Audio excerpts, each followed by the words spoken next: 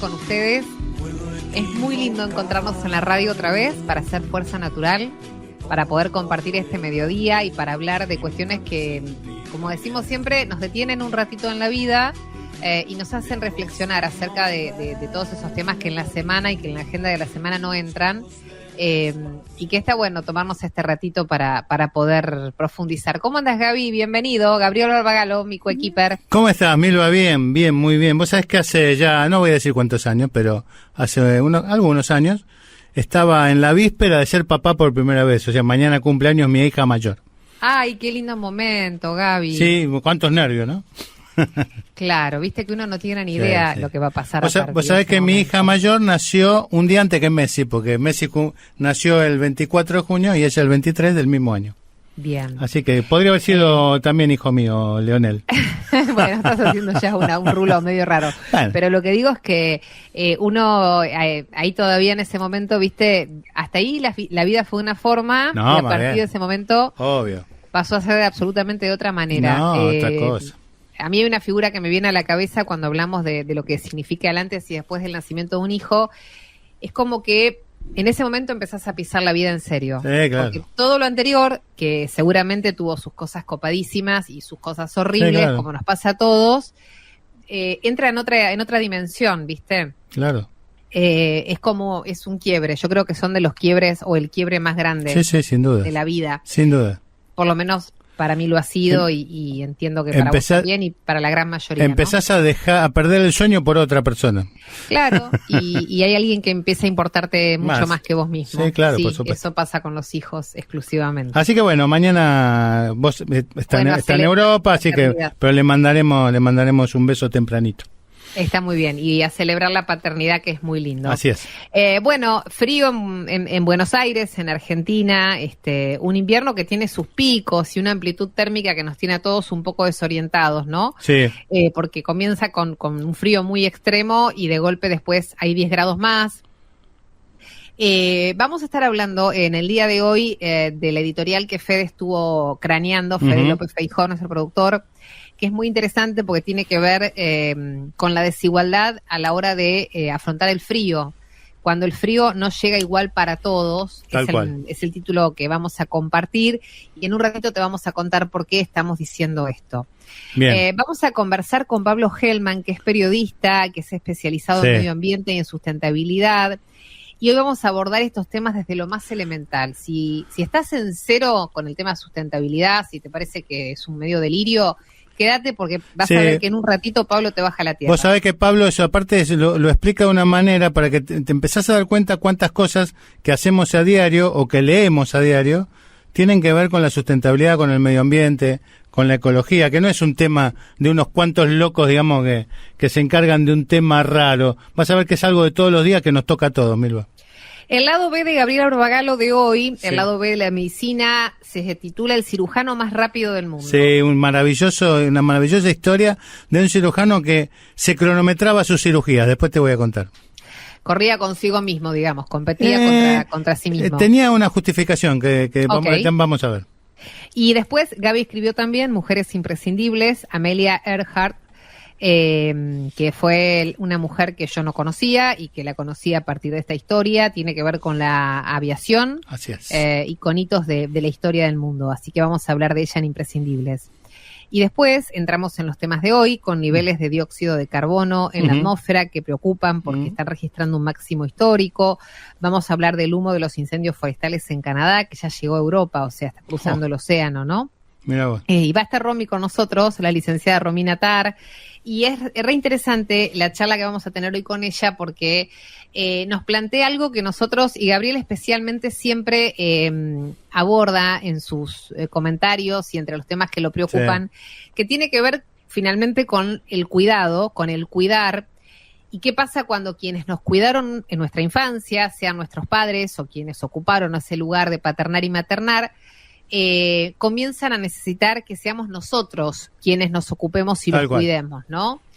Es una transición que no deja de ser traumática y que se empieza a modificar también de alguna forma, o va a suceder esto de aquí a un tiempo X, porque hay una caída también en la natalidad. Entonces Exacto. va a haber más gente sola, la expectativa de vida es mayor. Bueno, hay muchos datos interesantes, pero digo, Gaby, este es un tema que a vos también siempre te ¿Quién mucho. cuida a los que nos cuidaron, no? Esa sería un poco la... Ese sería el resumen, lo hiciste muy bien. Bueno, Romy Attar va a hablar de esto con nosotros en un ratito. Cuando Fede planteó la editorial, me pareció sumamente interesante el concepto de cuando el frío no llega igual para todos, porque es una de las desigualdades más inaceptables, tal vez. Uh-huh. Porque el invierno se siente igual en todo el país, pero lo padecen algunos y otros lo pueden llevar mejor. Y ahí está la desigualdad. Es lo que se denomina pobreza energética. ¿Y qué es pobreza energética? Es tener dificultades, como tienen muchos hogares en Argentina, para poder satisfacer sus necesidades energéticas básicas, esenciales. Hablamos de electricidad, hablamos de gas. Y esto básicamente tiene que ver porque son hogares pobres, porque dependen básicamente de tener un calentador, un brasero, lo cual es terriblemente peligroso, y porque no pueden acceder a tecnologías, no hay electricidad posible, no hay manera de costear esos valores. Entonces ahí es donde empezamos a hablar de una afectación en la calidad de vida, en el bienestar, en la salud de las personas, en el derecho de no tener frío, de no pasar frío.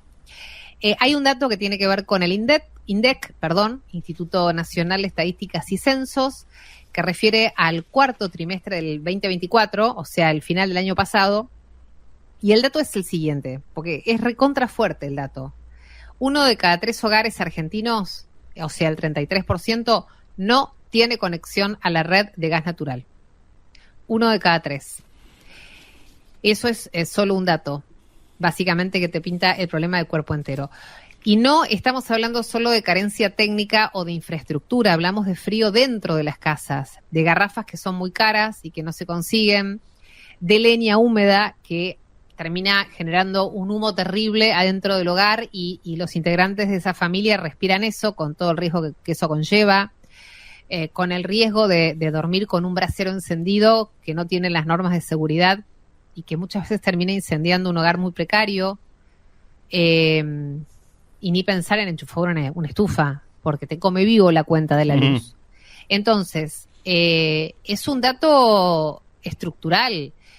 Es un país que no terminamos de asimilar. Digo, no tiene el 33%, no tiene gas natural y otro tanto no tiene cloacas, ni agua segura. Es como que cuesta creer que todavía sigamos debatiendo. No, ni siquiera debaten, no lo debaten. Claro. Nadie debate esto. No lo debate nadie, me corrijo. Que sigan existiendo familias en esa condición en un país como el nuestro, ¿no? Entonces, creo que muchos debates quedan de lado absolutamente, muchas puestas en escenas de los gobiernos, de los políticos, de los referentes partidarios, se vuelven realmente miserables, cuando básicamente 1 de cada 3 familias argentinas o que habitan nuestro país no tienen con qué calentarse. Y hace frío, y el frío te cala hasta lo más profundo del ser. Milva, sin contar la gente que vive en la calle, ¿no? Oh, frío, además, o sea, ese frío, Gaby, de la gente que vive en la calle porque ya no le quedó ni siquiera un techo donde dormir, es desesperante. Y no es que es una persona suelta, que igual no es aceptable. No, claro. Son familias enteras viviendo a la intemperie, viviendo en las garitas. Una estadística que leí, Milva, habla de cerca entre 10 y 12.000 personas viven en la calle, solo en AMBA, solo en AMBA, 12.000 personas. Mientras eso siga pasando, todo lo demás que hagan, todos, es joda. Realmente es joda y no tiene ningún sentido. Bajen a la tierra, bajen a la realidad, miren lo que está pasando en serio. Somos un país todavía atravesado por la pobreza. Terminemos con los delirios. Bienvenidos, esto es Fuerza Natural. Fuerza Natural. Cambia el chip. Descubre. Innova. Transformá. Milva Castellini. Gabriel Barbagallo. Hasta las 13 en Splendid 990. Más radio.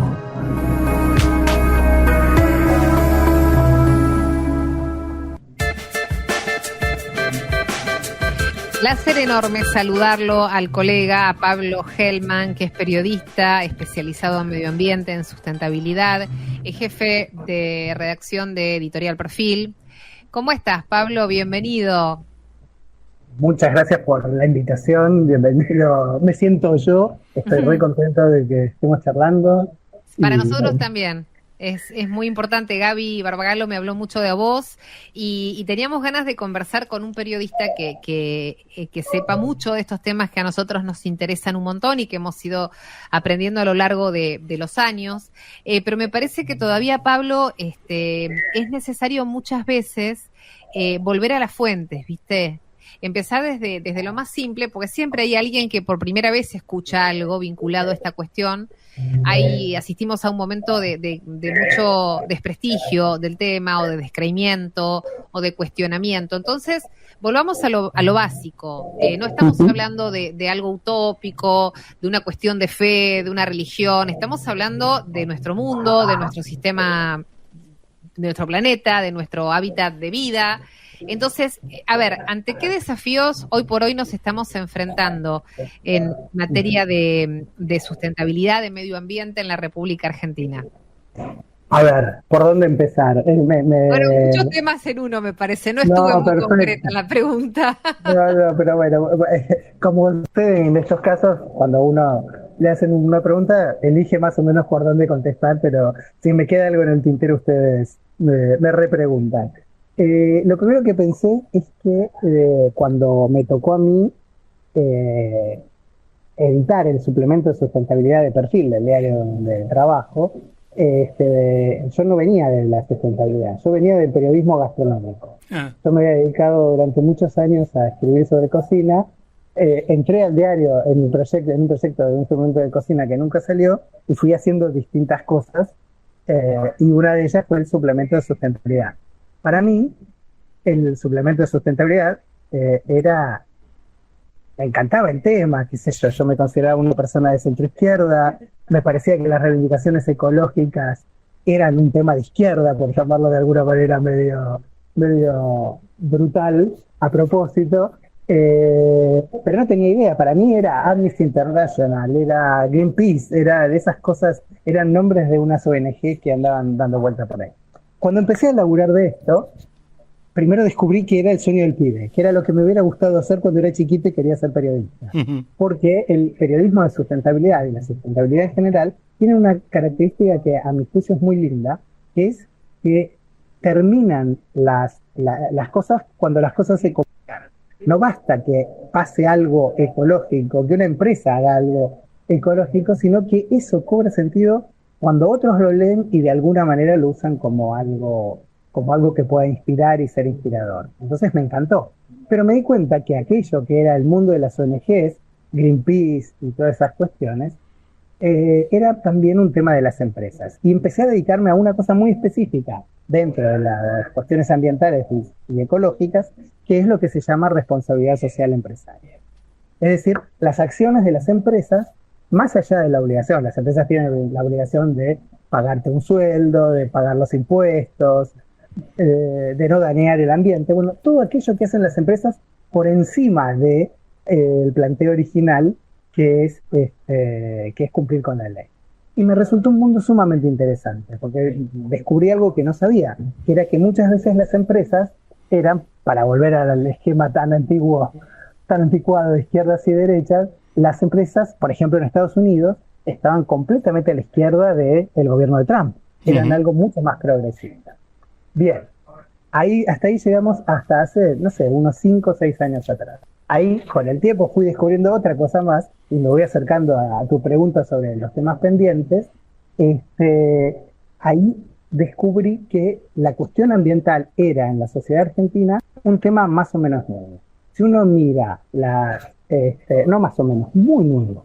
Si uno mira las constituciones provinciales, es cierto que hay una cosita en la Constitución de Santa Fe, que es del año 62, que ahora van a cambiar, está en proceso de renovación constitucional, pero las primeras provincias que tomaron el tema ambiental fueron provincias mineras, fueron San Juan y San Luis, Y fue en los fines de los 80 y principios de los 90, donde la cuestión ambiental pasó a ser ley.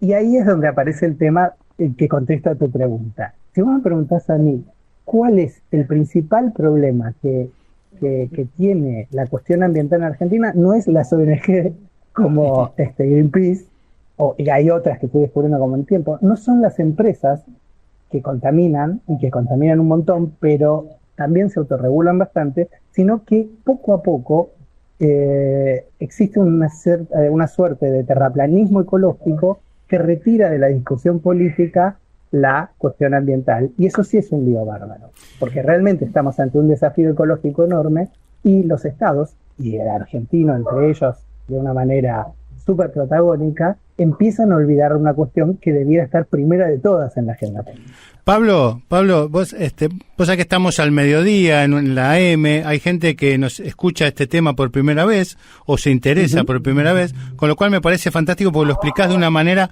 bastante sencilla y clara para el común de la gente. Expliquemos que la sustentabilidad es tratar de dejar un mundo igual o un poquito mejor del que recibimos. No es más que eso, o sea, tratar de no ir consumiendo lo que la tierra nos fue dando. Ahora te pregunto, yo te escuché días atrás en una radio, en otra radio que estamos juntos, te escuché hablar de aceleracionismo.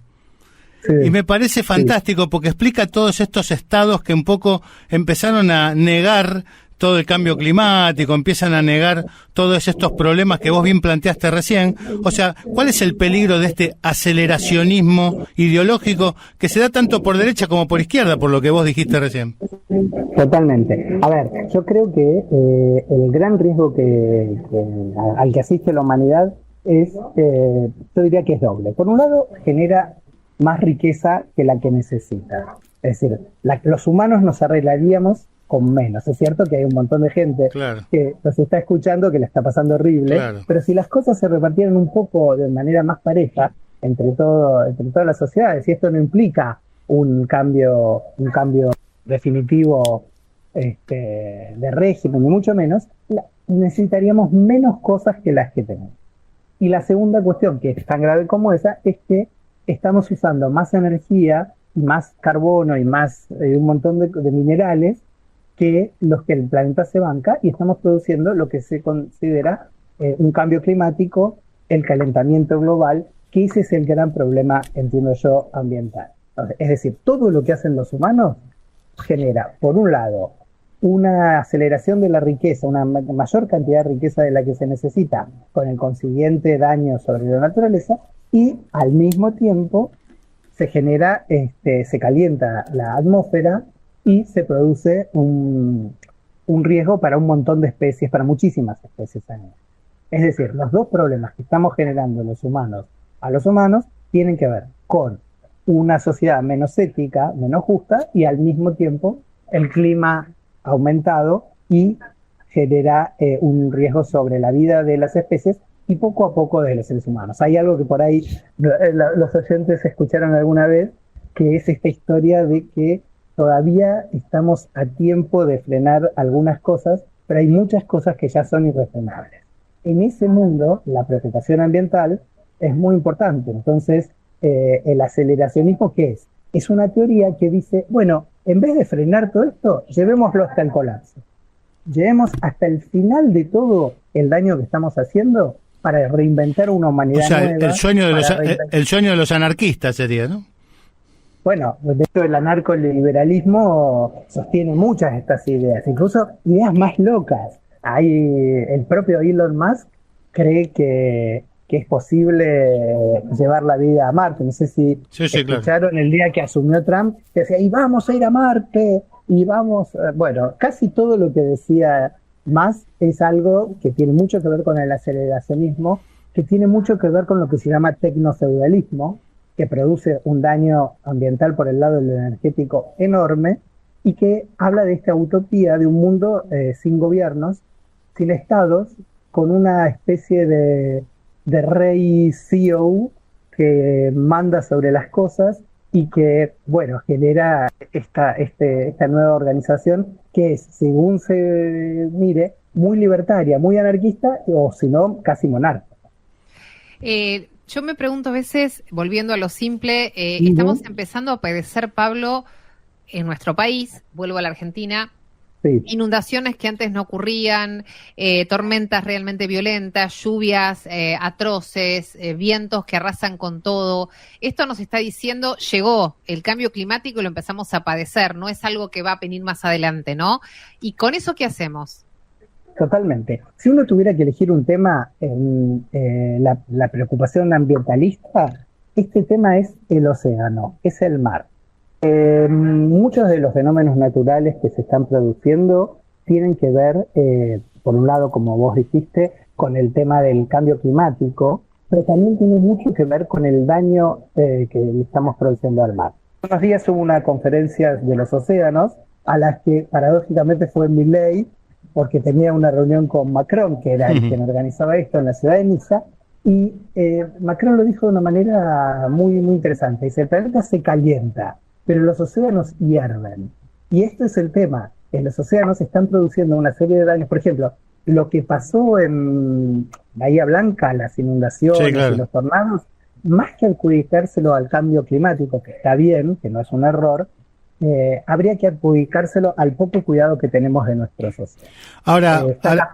Ahora, vos lo planteaste bien y siguiendo un poco con la idea de lo que decía Milva, estamos en un año electoral. ¿Cómo hacemos para meterlo en la agenda? Porque pareciera ser que no está en la agenda electoral todos estos temas.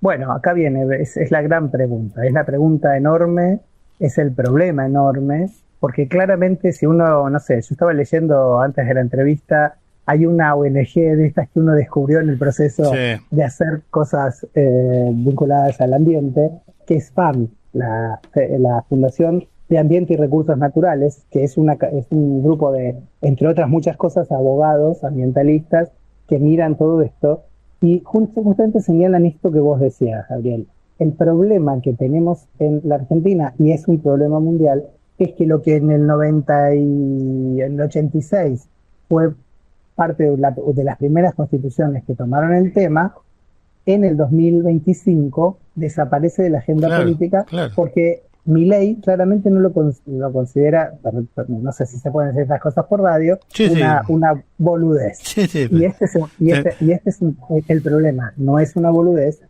y es muy grave que el gobierno considera que esto es una pavada. Ahí es donde hay un núcleo donde los que no son Milei no reaccionan, y esto es lo más llamativo. Parecería que alguien puede decir el cambio climático es un invento, cuando hay un montón de organizaciones científicas globales y no solo argentinas que vienen señalando el problema del cambio climático como una realidad científicamente comprobada, que uno dice yo no creo en esto, dice Milei, y nadie en la sociedad reacciona realmente ante esto. Claro. Ahora, no solo en la sociedad, Pablo, porque tampoco está en la agenda, y esto hagamos mea culpa, en los medios tampoco, no garpa el tema. O sea, yo conozco, vos sos un periodista especializado, nosotros humildemente hacemos un espacio que hablamos de este tema, y 2 o 3 más, pero no garpa, digamos que no está en la agenda tampoco de los medios y en los medios de comunicación. Sí, a mí me parece que es muy interesante lo que vos decís, porque yo te diría que no garpa, pero prestigia. Bueno. A muchas empresas no tienen esto como un tema primero en su comunicación pública, en su marketing, etcétera, ni hablar la política, como dijimos, pero si alguien dice que se preocupa por estas cosas, en algún sentido tiene prestigio, sobre todo en los jóvenes, que al fin y al cabo son los que tienen que quedar más tiempo que nosotros, ¿no? Obvio. Entonces, la preocupación ambiental es un tema de los jóvenes. Si uno mira las izquierdas del mundo, digamos, y izquierdas de Argentina, se autodefinen como ambientalistas, ecologistas o cosas por el estilo. A mí me parece que ahí también hay una cosa que hay que tener mucho cuidado porque no terminan de tener una agenda del todo ambientalista. Lo dicen, garpa decirlo, prestigia más bien que garpar, y finalmente no tienen una acción muy concreta. Un ejemplo que a mí me hace pensar mucho es el del Ministerio del Ambiente. Macri le dio Al Rabino Berman. Al Rabino Berman, que era un tipo, uno puede pensar mil cosas del Rabino Berman. Yo lo entrevisté apenas lo nombraron en su cargo, y claramente era bien intencionado. De hecho, lo primero que me dijo es: estoy leyendo Laudato Si de Francisco, quiero interiorizarme del tema. Lo mismo me pasó con Juan Cabandier, que es otra persona que fue el ministro de Alberto. Sí, claro. ¿No? Que es otra persona que uno veía claramente la intención. Pero ninguno de los dos era del palo de la ecología, ni parecido. No habían tenido una formación que tanto en los ABNG que apoyaron a Macri y al PRO en un principio, como en el Frente Renovador, porque tenía mucha gente vinculada a la sustentabilidad, y no les dieron el ministerio, le dieron el ministerio a políticos. Entonces uno dice, bueno, viene Milei, baja el ministerio, claro, y se encuentra con que antes se habían hecho también muy pocas cosas. O sea, no basta con tener un ministerio. Exactamente. Pablo. Que se trata... Sí, perdón. No, nada, te quería agradecer estos momentos que nos dejaste. Tuvimos que ir a las noticias de Splendid, pero siempre nos queda corto este tema. Así que seguramente te vamos a convocar en otro momento para seguir charlando de esto. Cuando quieran. Para mí es un honor y cuenten conmigo. Hagan todo lo posible por contar esto. Digo una cosita muy breve. Hay un filósofo que por ahí, si escuchaste la columna esa, hay un filósofo francés que se llama Félix Guattari, que hablaba de una ecología en 3 niveles. Y decía, el social, el ambiental, pero también el de la cabeza. Claro. La cabeza también tiene que cambiar para que... Claro, el mental, correcto. Gracias, Pablo. Gracias por este rato. Gracias.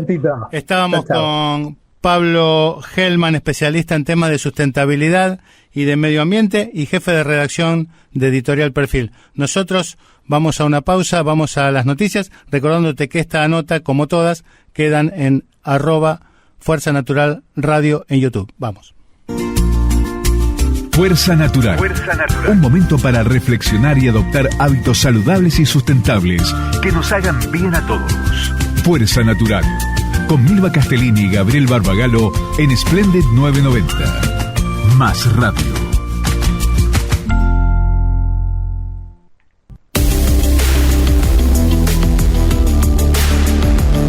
Uno de los momentos más lindos que tiene nuestro programa es el lado B de la medicina, que escribe y reflexiona e investiga el doctor Gabriel Barbagallo, y así lo presentamos.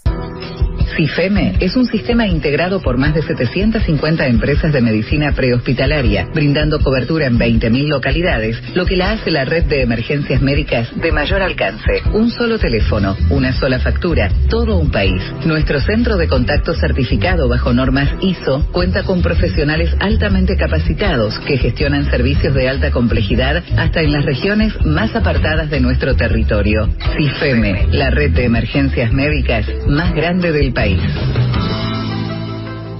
Decíamos entonces al inicio que el título es El cirujano más rápido de Europa. Vos sabés que, Milva, que en la ciudad de Edimburgo, capital de Escocia, que debe ser una de las ciudades más enigmáticas de Europa, ya que por sus calles han transitado innumerables personas y personajes de ficción que le dieron fama a esta hermosa ciudad.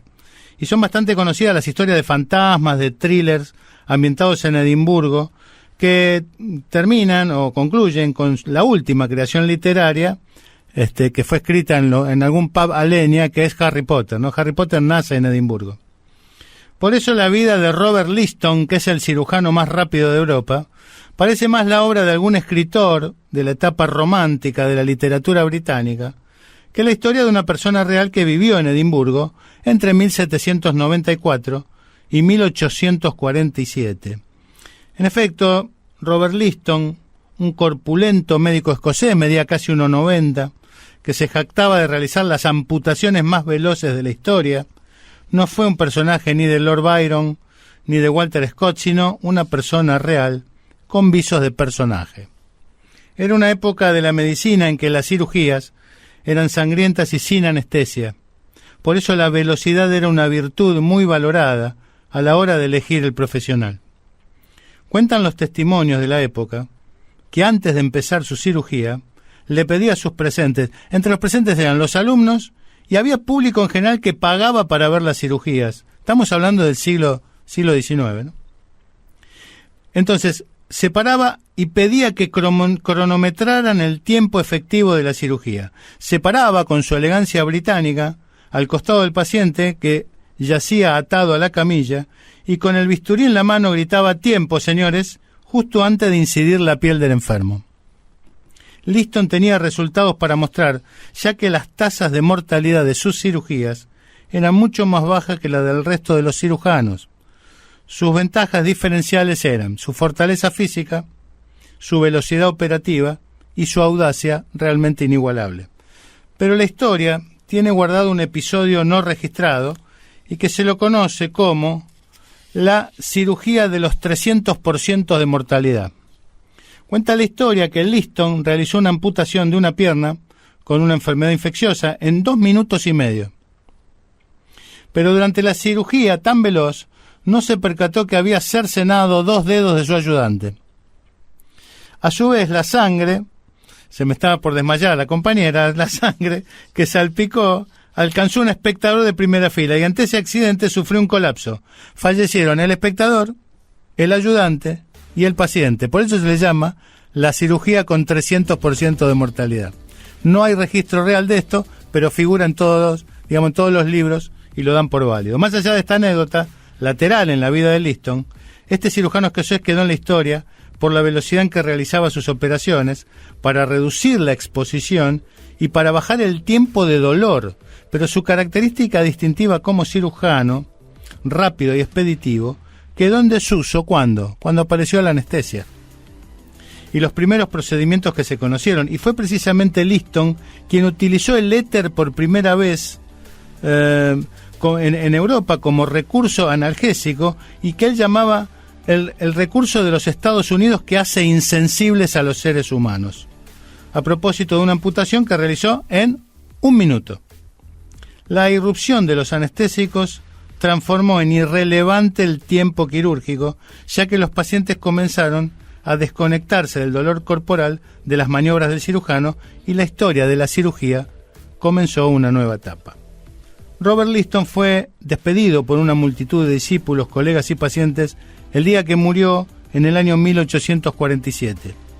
Este gigante de la medicina, gigante de tamaño y de grandeza, cirujano, inventor, investigador, profesor universitario de Londres University y embajador británico de España, que la historia de la medicina lo recuerda como el cirujano más rápido de Europa, y que usted, mi querido oyente, merece conocer.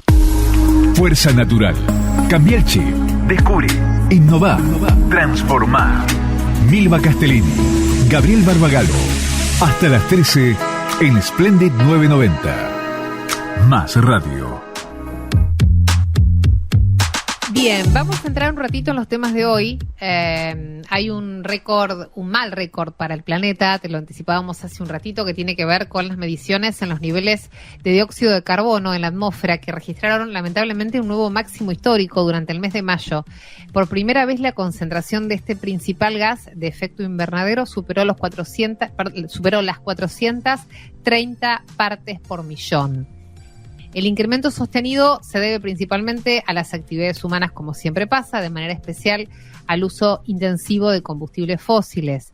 Hablamos de la quema del carbón, del petróleo, del gas natural, siendo el motor fundamental de este aumento, liberando, mejor dicho, a la atmósfera una cantidad que hace que se supere ampliamente de dióxido de carbono, que se supere ampliamente, te decía, la capacidad de absorción de lo que son sumideros naturales, ¿no? Como bosques y océanos. Realmente ya no dan abasto. Bien, y en la misma línea, digamos que el humo generado por los numerosos incendios en el centro de Canadá ha viajado a través del Océano Atlántico, llegando en los días recientes a las zonas del sudeste y el noroeste del continente europeo. Esta travesía transatlántica fue confirmada por el Servicio de Monitoreo Atmosférico de Copérnicus. La situación de Canadá es compleja. La calidad del aire se ha visto seriamente comprometida en extensas áreas del país norteamericano, y más de 28.000 residentes han tenido que ser reubicados como medida de precaución. El Ministerio de Medio Ambiente canadiense ha emitido una advertencia sobre el riesgo asociados al humo, y aconsejando a la ciudadanía reducir al mínimo el tiempo al aire libre.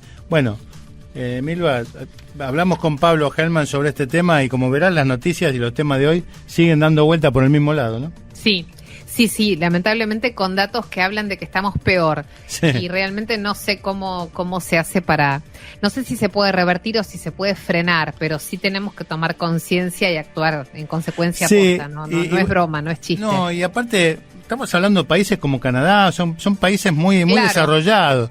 Claro. O sea, y aparte, yo tengo amigos que viven en Canadá, tienen mucha conciencia, tienen conciencia social, son ordenados.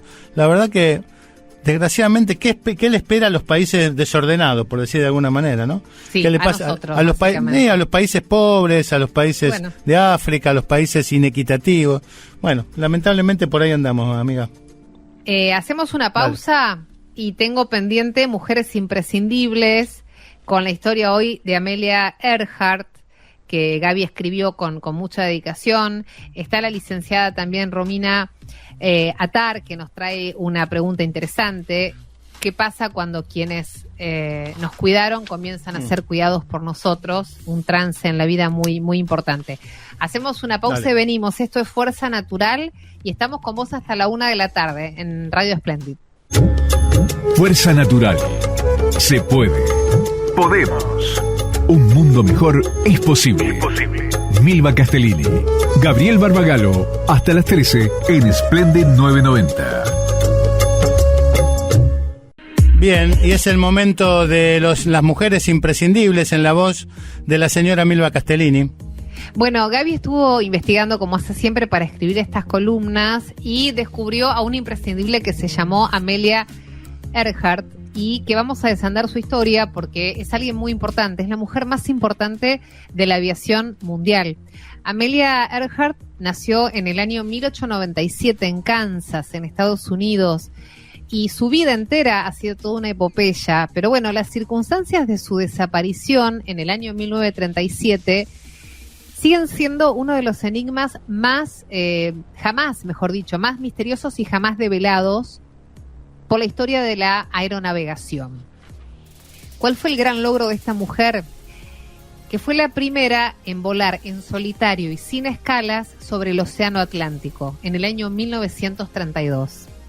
Además fue una ferviente impulsora de los viajes aéreos comerciales y también tuvo un rol fundamental en la formación de las 99, que fue una organización que todavía está vigente, de la que fue su primera presidenta y que ofrece capacitación, oportunidades y becas para mujeres pilotos.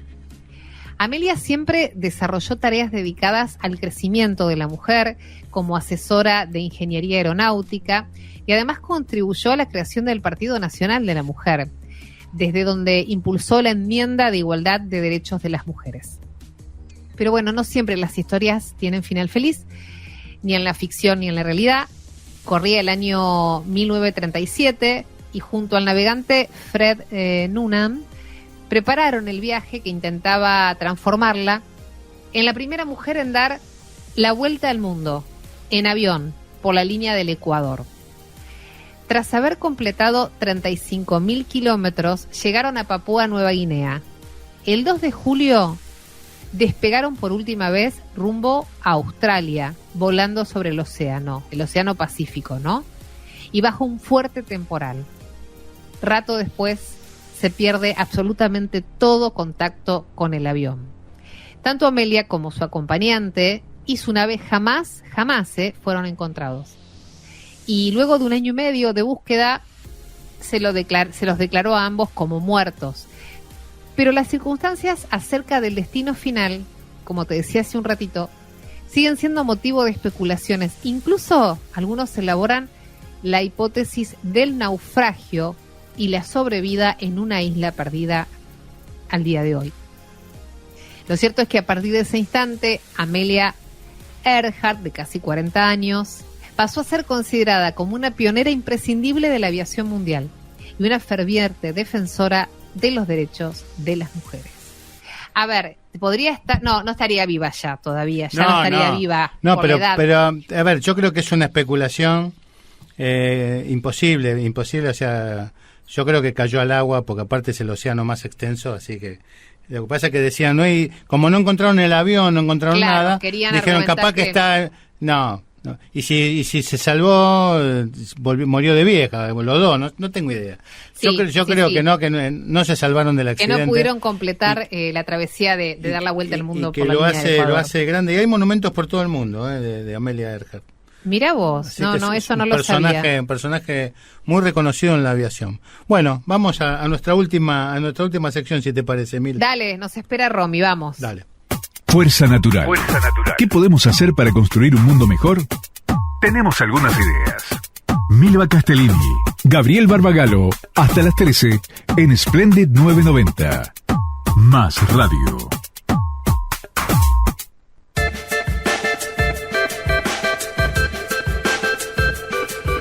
Bueno, un placer enorme tenerla con nosotros a Romy.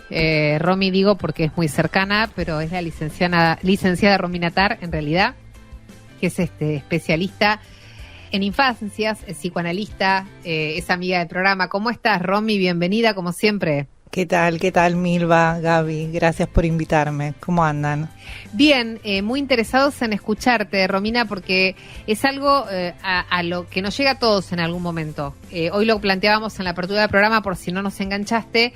¿Qué pasa cuando llega el momento de cuidar a quienes nos cuidaron? ¿Qué pasa cuando nuestros padres o quienes ocuparon ese lugar en nuestra infancia están mayores? Y tenemos nosotros que empezar a tomar decisiones por ellos, a veces sin su acuerdo o a veces decisiones que nos duelen mucho tener que tomar. Y el rol se invierte, ¿no? Pasamos de haber sido los cuidados a tener que cuidar nosotros. Es una etapa muy crítica en la vida de las personas. Romy y casi todos quienes tienen que atravesarla lo hacen con un sentimiento muy encontrado. Me gusta empezar con una pregunta, ¿no? ¿Qué pasa cuando estos referentes de crianza, que fueron, digamos, nuestra guía, quienes acudimos, quienes nos alojaron, nos acompañaron, nos guiaron, fueron ese faro al cual acudimos en nuestro refugio? ¿Qué pasa cuando esas personas empiezan a tener algunos puntos de imposibilidad, empiezan a fallar, empiezan a perderse, a desorientarse temporoespacialmente, empiezan a verse frágiles, vulnerables? ¿Qué pasa ahí, no? ¿Qué pasa cuando esos que nos cuidaron necesitan ahora ser cuidados por nosotros? Y la verdad que me gustaría pensar esta pregunta desde dos lugares. Me gustaría pensarla desde esos adultos que empiezan a cuidar a sus referentes de crianza, pero también me gustaría dedicarle un momento a pensar cómo se sienten esos referentes de crianza que empezaron a estar vulnerables y a necesitar ser cuidados. Por un lado, esos adultos que empezaron a tener esta nueva función, este nuevo rol de cuidar a estos adultos de referentes de crianza, se suele llamar generación sándwich. Claro. Porque, por un lado, ellos están en un momento de crianza de sus propios hijos e hijas, en esta montaña rusa de la crianza, ¿no? Creo que esta metáfora es bien representativa porque la crianza por momentos se nos vuelve cuesta arriba, por momentos fluye, por momentos nos sentimos de cabeza, por momentos nos da felicidad, por momentos nos agota. Y a eso sumarle todo lo que implica la crianza, ¿no? Cuidar a los niños y niñas, llevarlos a la escuela, al médico, las actividades, y además encargarnos, del trabajo, de la casa. No importa el género, acá, sí, claro. Porque tiene que ver con el adulto que asume un rol de cuidado. Y por otro lado, están el cuidado a estos, la generación sándwich es el cuidado a los niños y niñas, y por otro lado estos adultos referentes, donde implica también una reconstrucción de la mirada sobre esos adultos, que eran nuestros superhéroes, nuestras superheroínas, y de repente pasan a no poder, ¿no? Y el otro día escuchaba una persona que me contaba con respecto a su papá una frase que decía, él las sabía todas y de repente no sabía nada. Se los olvidó, claro. Entonces, me parece tan significativo esto, ¿no? Y ese duelo que se activa ahí, porque de alguna manera esto duele, entristece, sí, claro. Nos angustia, enoja. Y la verdad que está buenísimo como cuando uno se permite atravesar ese duelo, se permite elaborar esa pérdida para poder posicionarse de otra manera a la hora de cuidar.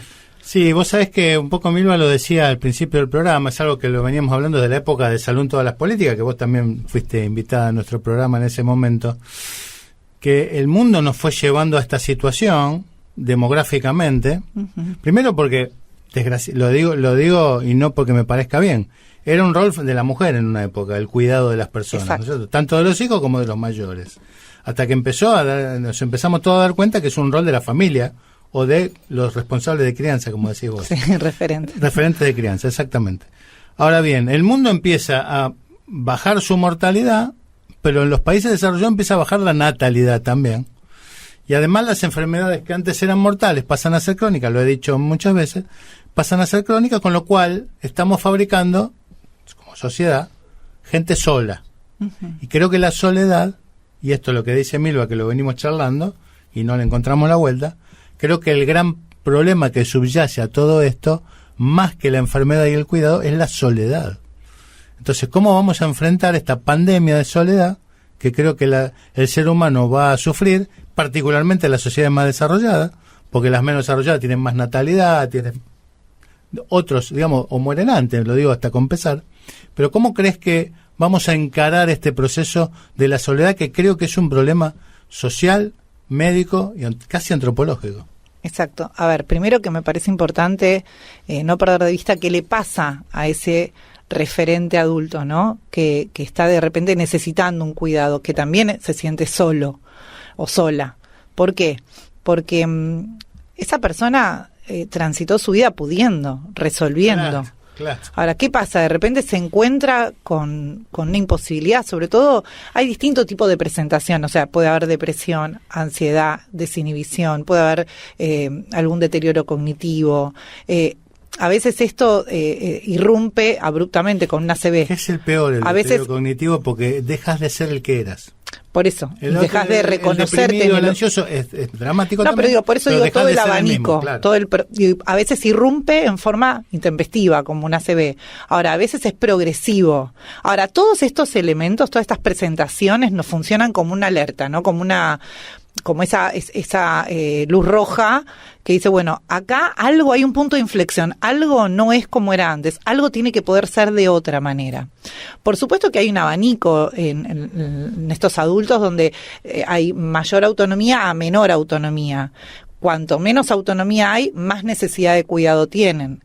Entonces estamos hoy enfocándonos como en este perfil, ¿no? En los que tienen más necesidad de cuidado y todo lo que se produce ahí, porque también hay un duelo que ellos viven. No solo el duelo lo vive los hijos, las hijas, sino que también lo viven estos adultos que tienen que empezar a encontrar un nuevo lugar en la sociedad, ¿no? Porque cuando uno, en la vejez, cuando dejas de trabajar, cuando ya quedas por fuera de la sociedad productiva, hay que construir un nuevo lugar. Uh-huh. Y también es importante que, o sea, de mayor a menor autonomía o de menor a mayor, también es importante que estos adultos puedan pensarse en espacios donde puedan ser escuchados. Por ejemplo, yo tengo en el consultorio, en la clínica, atiendo pacientes que son de la tercera edad, donde buscan un espacio donde ser escuchados, alojados, donde reflexionar sobre las cuestiones que les pasa. Es una clínica distinta, pero está muy bueno que ellos puedan darse ese lugar. Entonces, me parece que es importante tener en cuenta algunas cuestiones. Como algunos, es como un recursero emocional que fui pensando como para saber cómo abordar esos momentos, ¿no? Porque es muy en soledad también para el adulto que cuida. Primero voy a tomar una pregunta que vos hiciste al principio del programa, que sí lo estaba escuchando, que era ¿quién cuida a los que cuidan, no? Me parece que es fundamental partir en el recursero de esta pregunta. ¿Quiénes cuidan a los que cuidan? ¿Por qué? Primero, para que podamos escucharnos a esas personas que cuidamos, a nosotros mismos. Que podamos, tener una empatía, mirarnos empáticamente. ¿Qué quiere decir esto? Primero, no exigirnos poder todo, ¿no? Porque si no, superhéroes y superheroínas dejan de ser ellos para pasar a ser nosotros, y eso es imposible. No. Entonces, empezar a pensar en lo posible, empezar a pensar en escucharnos, en validar nuestras emociones, porque muchas veces, si fuimos criados desde el amor, desde la amorosidad, la afectividad, probablemente sea un lugar más amoroso que nos salga espontáneamente para cuidar a estos adultos. Muchas veces la crianza no es tan amorosa, es más fallida. Entonces ahí el adulto que cuida tiene que enfrentarse con dos cuestiones, con el cuidado y con poder elaborar esa crianza más fallida y poder aceptar que esos adultos referentes hicieron lo que pudieron con lo que tenían. Bien. Todos creo que hicimos o que hacemos lo que mejor podemos con lo que tenemos. Viste, Romy, que se habla de generaciones que han ido cambiando el paradigma, generaciones que fueron criadas para resignarse y para aguantar, generaciones que crecieron con el dolor y el silencio de sus padres y de cosas ocultas. O sea, hay como una evolución en las generaciones hasta llegar al día de hoy donde nos encontramos con la posibilidad de poder elaborar nuestros duelos, nuestros conflictos desde más chicos, porque hay un acceso y está mejor visto que antes. Cuando yo era chica, tengo 50 años, ir al psicólogo era porque tenías un problema. Exacto. ¿No? Y serio, y serio. Y serio. Era de locos. Perdón, y no se lo contabas a nadie. Y no se contaba, ¿no? Va al psicólogo el chico, o sea, Claro. había un problema. Hoy por hoy, justo me lo decía mi hermana, ¿no? Qué suerte que tienen nuestros hijos de poder tener esta posibilidad que nosotras no tuvimos, o sea, de chicas. Entonces empezás antes a poder elaborar todo esto. Ahora digo, ponerse en el lugar de lo que nos gustaría. Tenemos que ir cerrando, ¿no? Estamos Sí, dale, con pero el tiempo, sigamos con esta, ponernos en el sigamos con lugar de lo que nos gustaría que pasara con nosotros, Romy, o lo que no nos gustaría que pasara con nosotros cuando lleguemos a esa edad, a ese momento. ¿Puede ser un ejercicio también? Es un ejercicio y yo creo que lo que es fundamental es armar red. Claro. Red con la familia, con Claro, los amigos. hablarlo, Y ¿sabes qué? plantearlo, ¿no? Red no es ir a poner el cuerpo donde lo está poniendo el cuidador, porque a veces no hay otra persona que pueda poner el Claro. cuerpo, pero red es validar sus emociones, entender que está mal, darle un abrazo, un café, acercarte, un Planificarlo mensaje. también. Eso Claro. es red, armar red, sentirse sostenido por otros, que es la función de la red, ¿no? Claro. Y de alguna manera planificar eso que va a venir inexorablemente, ¿no? Me parece que podemos... Hay muchas limitaciones, pero que se Obvio. puede de alguna manera planificar escuchando a tiempo. Ay, bueno, ¿por qué me pasa con Romina que siempre me quedo corta? Porque sí. Con el tiempo. Porque tenemos que hacer un programa de 2 horas. Escuchá, No, escuchá la Romy hay música. que traerla o más temprano, no sé, tenemos que hacer algún cambio. Bueno, escucha la música. Mira, ahí ya Lucas nos dice Dale. esto, nos avisa Lucas Sí. que se viene Vero Morilla con Se terminó la joda, que es el programa que sigue en Splendid. Así que nada, nos vamos a despidiendo, Milva, si te parece, agradeciéndole a Romina Muchas Tar gracias. la presencia como siempre, que siempre nos abre un poquito la cabeza, así nos pega con el cincel en la cabeza, ¿no? Siempre me quedan cosas por seguir conversando, eso es lo lindo. Gracias, Romy. Gracias, Gabriel Rabagalo, mi compañero, Fede López Feijó, productor periodístico de este programa, gran mentor de todo lo que contamos y hacemos. Lucas Novoa nos pone al aire, soy Así es. Milva Castellini y es un gran placer poder hacer Fuerza Natural en Splendid 990. Realmente es muy lindo acompañarte en este mediodía de domingo. Bueno, partimos cada uno para un destino distinto. ¡A comer! Beso grande a todos, Chao. hasta el próximo fin de chao.